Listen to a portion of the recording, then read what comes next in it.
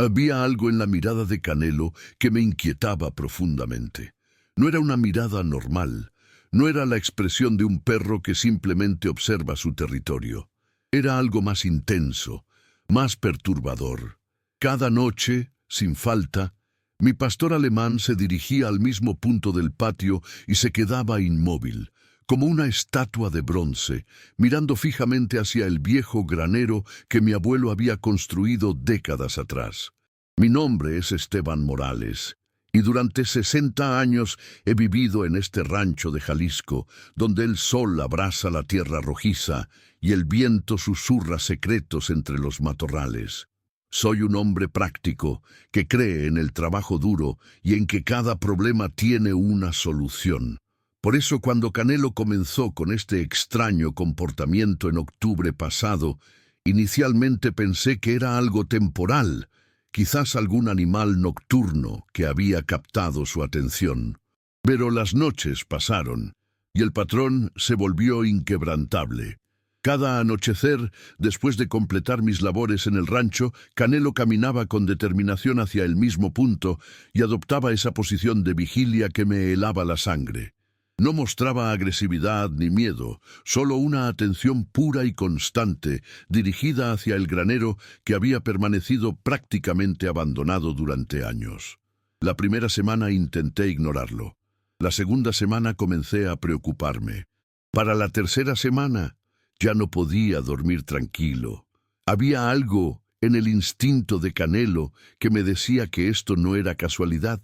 Los perros pastores alemanes son conocidos por su inteligencia superior y su capacidad para detectar cosas que escapan a nuestros sentidos humanos. Si Canelo percibía algo, probablemente había algo que merecía mi atención. Una noche fría de noviembre, decidí acompañar a mi perro en su vigilia. Me senté a su lado en el patio, observando el granero bajo la luz plateada de la luna llena. El edificio se alzaba silencioso y solitario, con sus paredes de adobe envejecido y su techo de lámina que había resistido décadas de tormentas. Mi abuelo Aurelio lo había construido en los años 30 y durante toda mi vida había servido para almacenar herramientas y forraje. Permanecimos allí durante horas, Canelo y yo, compartiendo un silencio que se volvía más pesado con cada minuto que pasaba. Fue entonces cuando noté algo que nunca antes había visto. En la esquina oeste del granero, apenas visible bajo la luz de la luna, había una ligera depresión en la tierra. Era rectangular, demasiado regular para ser natural, como si algo hubiera estado enterrado allí y la tierra hubiera cedido lentamente con el tiempo. Si has vivido en el campo, sabes que la tierra guarda secretos. Sabes que cada irregularidad en el suelo tiene una historia que contar. Y si esta historia te está emocionando tanto como a mí en ese momento, no olvides suscribirte al canal, porque lo que descubrí después cambió completamente todo lo que creía saber sobre mi familia. Al día siguiente, llamé a mi vecino Ramiro Vázquez. Somos amigos desde la infancia, y si alguien podía ayudarme a resolver este misterio, era él. Cuando le conté sobre el comportamiento de Canelo y la depresión que había notado, sus ojos se iluminaron con la misma curiosidad que yo sentía. Esteban, me dijo mientras examinábamos la marca en el suelo, esto no es coincidencia. Algo estuvo enterrado aquí y tu perro lo sabe. Trajimos herramientas y comenzamos a sondear cuidadosamente la tierra. A 1 metro de profundidad, mi barra de metal golpeó algo sólido. No era piedra, el sonido era diferente, más hueco, como si hubiera un espacio vacío debajo. Probamos en varios puntos y confirmamos que había algo grande enterrado allí, algo que ocupaba la mayor parte del área rectangular. La decisión de excavar no fue fácil. Durante 30 años había vivido en este rancho sin sospechar que pudiera haber secretos enterrados bajo mis pies. Pero la necesidad de saber se había vuelto más fuerte que mis reservas. Canelo me había estado diciéndome algo durante semanas, y ya no podía ignorar su mensaje. Comenzamos a cavar temprano una mañana de diciembre, cuando el aire fresco hacía que el trabajo físico fuera más tolerable.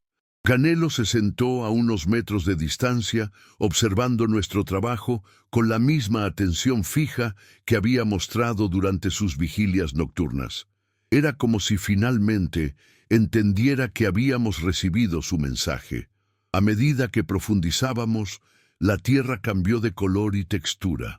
La capa superior, bronceada por el sol, dio paso a una tierra más oscura y húmeda. Era evidente que esta sección había sido perturbada en el pasado. Alguien había cavado aquí antes, hacía mucho tiempo. Aproximadamente a 1,5 metros de profundidad, mi pala golpeó algo sólido, con un sonido sordo, que me hizo estremecer. Comenzamos a excavar con más cuidado alrededor del objeto, usando nuestras manos para remover la tierra suelta. Lo primero que emergió fue una esquina de lo que claramente era una caja de madera.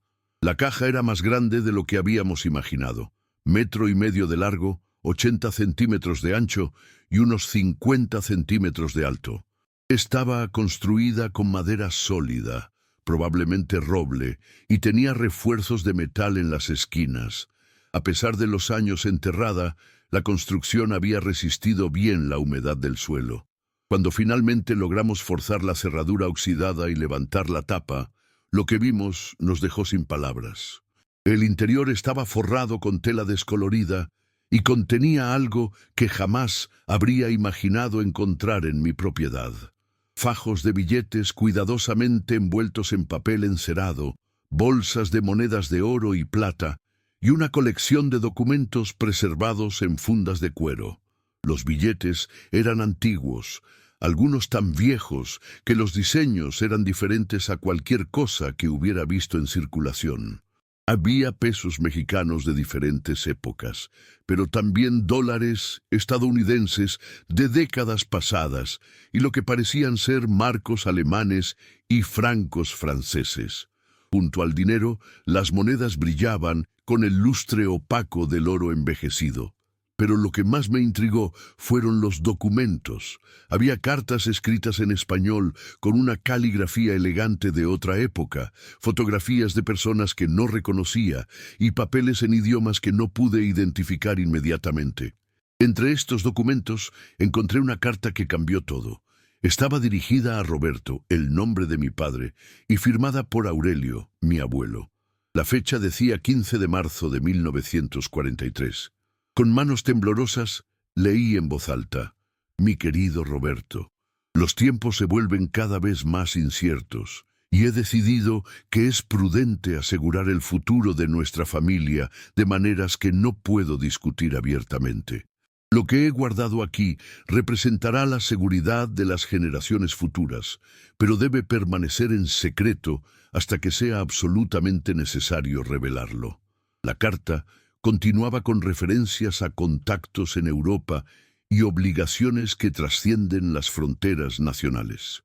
Hablaba de decisiones difíciles tomadas durante tiempos de guerra y de la necesidad de proteger tanto a la familia como a aquellos que confiaron en nosotros.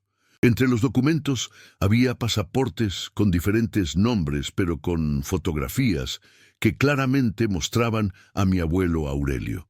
Los pasaportes eran de diferentes países: México, Argentina, Brasil.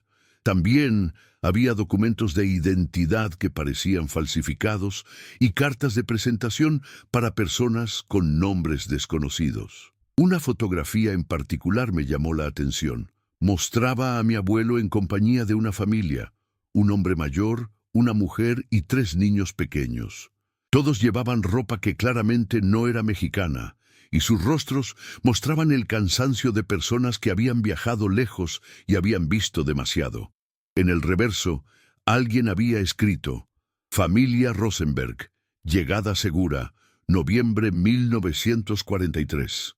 Cuando vi esta imagen, todo comenzó a tener sentido. Mi abuelo no había sido simplemente un ranchero próspero durante los años 40. Había sido parte de algo mucho más grande y más peligroso, una red de rescate que ayudaba a refugiados europeos durante la Segunda Guerra Mundial. Los documentos revelaban una operación sofisticada que se extendía desde México hasta Argentina. Había correspondencia con organizaciones que se identificaban con nombres en clave, referencias a paquetes que necesitaban ser entregados de manera segura, y listas de huéspedes que habían pasado por el rancho en tránsito hacia nuevas vidas en América del Sur. Si estás sintiendo la misma emoción que yo sentí al descubrir la verdadera historia de mi familia, asegúrate de suscribirte al canal para no perderte historias como esta que revelan los secretos más increíbles de gente común que hizo cosas extraordinarias. Una carta fechada en agosto de 1944 hablaba de 30 familias que llegaron exitosamente y de la necesidad de expandir las operaciones hacia el sur. El rancho era mencionado específicamente como un punto de transición seguro, donde las personas podían recuperarse antes del último tramo de su viaje. Comencé a entender por qué mi abuelo había construido el granero en esa ubicación específica, relativamente alejada de la casa principal, pero con fácil acceso a los caminos. No había sido solo para almacenar herramientas. Había sido diseñado como un refugio temporal para personas que escapaban de la persecución en Europa. El dinero en diferentes monedas ahora tenía sentido. No era simplemente riqueza acumulada, sino fondos operacionales para una empresa humanitaria de gran escala. Los marcos alemanes y francos franceses probablemente habían sido traídos por los propios refugiados, mientras que los pesos mexicanos y dólares estadounidenses eran necesarios para gastos locales y los sobornos que sin duda requerían para mantener funcionando una operación de este tipo. Los recibos y facturas revelaban la escala económica de la operación. Mi abuelo había gastado cantidades considerables en alimentos, ropa, transporte y donaciones a diversas organizaciones. Los números sugerían que había ayudado a cientos de personas durante esos años turbulentos.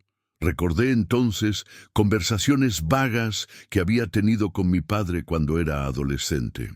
Roberto había mencionado que durante los años 40, el rancho había sido visitado frecuentemente por huéspedes que se quedaban por períodos cortos. Cuando yo había preguntado quiénes eran, mi padre había sido vago, diciendo solo que eran personas que necesitaban un lugar seguro para descansar. En ese momento había asumido que se refería a viajeros comerciales o trabajadores temporales. Ahora me daba cuenta de que estos huéspedes habían sido refugiados europeos en tránsito hacia nuevas vidas, familias enteras que habían perdido todo y que habían encontrado en nuestro rancho un momento de paz y seguridad. La última carta de la colección, fechada en 1947, tenía un tono diferente. En ella, Aurelio escribía: «Los tiempos han cambiado, y las necesidades que una vez fueron urgentes, ahora han disminuido. Creo que es hora de cerrar nuestras operaciones y asegurar que todos los registros sean protegidos. La historia de lo que hemos hecho debe ser preservada, pero también debe permanecer en secreto hasta que sea seguro revelarla». Esta carta explicaba por qué los documentos habían sido enterrados en lugar de destruidos. Mi abuelo había entendido que algún día, cuando fuera seguro hacerlo, la verdad sobre sus actividades podría ser importante para la historia. Durante las semanas que siguieron al descubrimiento, mi vida cambió completamente. Contacté a historiadores especializados en la Segunda Guerra Mundial, quienes confirmaron que los documentos proporcionaban evidencia invaluable de una red de rescate que había operado desde México. A través de sus investigaciones, logré contactar con descendientes de algunas de las familias que mi abuelo había ayudado. Sara Rosenberg Martínez, nieta del doctor Isaac Rosenberg, que aparecía en la fotografía, me habló desde Buenos Aires con lágrimas en los ojos. Me contó que su abuelo nunca había olvidado el ángel mexicano que les había salvado la vida y que siempre hablaba de un rancho donde habían podido sentirse seguros por primera vez en años.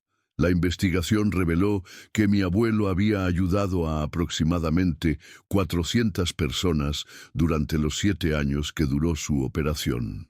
Familias enteras habían pasado por nuestro rancho, algunas quedándose solo unos días, otras permaneciendo varias semanas mientras se organizaban los siguientes pasos de sus viajes hacia América del Sur.